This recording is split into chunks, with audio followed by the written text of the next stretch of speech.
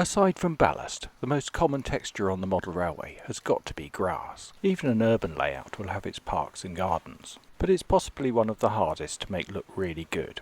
Back in the day we were very much limited to painted effects or perhaps some flock for a bit of texture, but the development of static grass has changed all that. And in this video I want to share how to use it for some great realistic effects that will rapidly transform your layout without breaking the bank. First of all, let's look at the grass itself, which comes in a whole variety of colours and sizes. But up close, unlike powdered flock, we can see that it's made up of short fibres, and these are going to stick on their ends when statically charged. Short fibres for short grass, longer ones for long grass.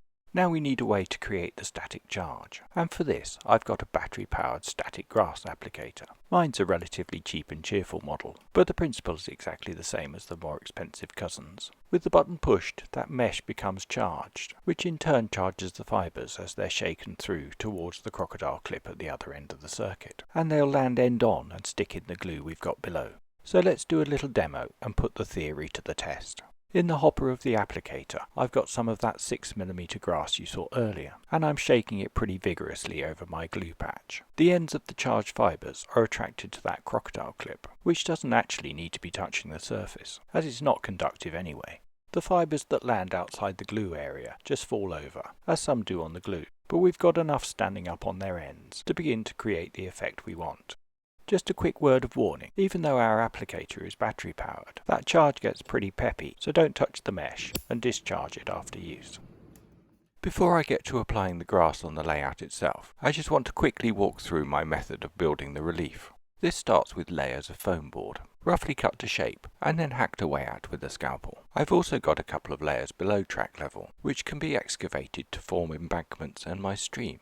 And when I'm happy with the very rough shape of the relief, it's covered with several layers of plaster bandage, which can be sculpted and smoothed into a more naturalistic surface. And when that's completely dry, I can underpaint it ready for the static grass. For this I'm using artist's acrylics, in a variety of greens, browns and ochres, mixing and blending on the hillside itself. This means I can work out where the various colours of the static grass are going to go, and it will also prevent any patchiness in the application. With the paint completely dry, we can get on with the static grass in earnest, starting by coating the surface with a fairly thick layer of PVA glue, slightly diluted so we can spread it around easily. Then we can fill the hopper of our applicator with a variety of grass colours. As with the underpainting, I tend to do this very much by eye, and by doing relatively small areas at a time, I can tweak the mix to get the colour balance for the type of terrain. And then on with the screw-on lid, ensuring the end of that red wire inside is touching the mesh, so it'll be charged when we press the button. As we saw earlier, the other end of the circuit is our crocodile clip, and if we had a really high voltage, we'd get a spark between them, a bit like in a thunderstorm. But with our two AA batteries, the effect is a little less dramatic, but it is enough to charge our fibres, so they land on their ends when they hit the glue. When the hopper's empty, don't forget to discharge it before getting on with the next batch. And here I'm using a slightly different mix of colours for the area on the other side of the stream, which I've freshly glued up. You'll notice I'm not even touching the baseboard with my crocodile clip, and there's certainly no need to stick a nail into your precious scenery. It's enough for it just to hover above the surface. Just keep it close to where you're scattering the grass. When the glue's dried on your first application, you're bound to have some patchy areas, or just bits where you want to have a bit of variety. So I've got some slightly more diluted PVA in a pump bottle, which I'm spraying on the areas that need attention, just a little bit at a time, refilling the hopper with the appropriate colour static grass, shaking it out over the glued areas until I've got the coverage I want.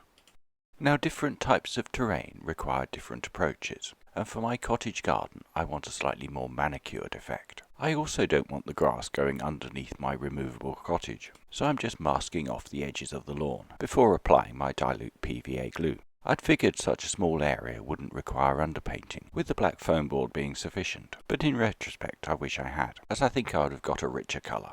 For the grass itself, I'm going for a greener option, and as it's a lawn, only the 2mm lengths. But I don't want it to be an entirely homogeneous colour, so I'm putting in a pinch or two from my big tub of collected drop-off, before tightening the lid, pressing the button, and shaking out the grass, all the while with the crocodile clip hovering just above the surface, until I've got a nice carpet of green.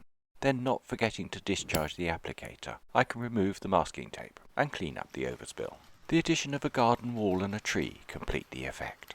Now I want to go over one final technique, and for that I'm going back to that 6mm grass we saw earlier, which I'm loading into the hopper of the applicator, teasing apart the clumps.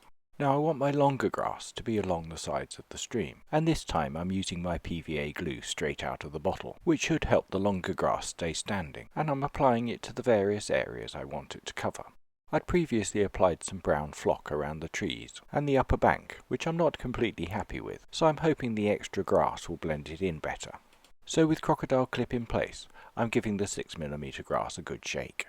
Some of the more expensive grass applicators have a variety of mesh sizes, the coarser for the longer grass, but my cheap and cheerful one has just the one size, which actually works fine. It just requires a bit more vigorous shaking. At this stage it does look like a haystack has exploded over my stream, but quite a lot of the grass is just lying down rather than stuck into the glue. We'll get rid of that later. I also want to put a bit of scrubby grass along where my signal box sits, so I'm adding a bead of PVA just along where the wall will be, and giving my applicator a really good shake. This takes a little while to build up the grass, and I'm sure if I did have a coarser mesh, it would go much quicker, and be slightly less of a workout. But eventually I've got the coverage I want, and now I just need to leave it to dry. And when it is, I can vacuum up the excess grass that's just lying on the surface. The vacuuming also helps to make the grass stand up, but you do need to be gentle, otherwise you'll pull up the stuck down stuff as well. By the signal box, there's still too much of a thatch look about it, so I'm thinning it out with the end of a pointed skewer, and again vacuuming away the excess. I also need to clean out behind the grass where the back wall of the signal box is going to go, so it sits nicely on the baseboard, and when it's in position I can scratch out a bit more of the grass, although I still think there's a bit too much and it's a bit too even at the moment. I'll address that later.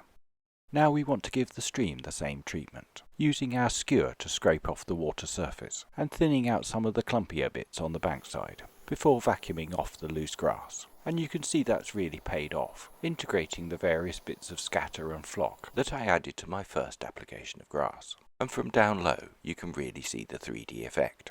And now I want to apply a similar treatment to the rest of my layout. But what I really need to do is get on with the landscaping of the other half, and perhaps turning that into another video. So don't forget to subscribe if you want to see that and some of my other modelling projects.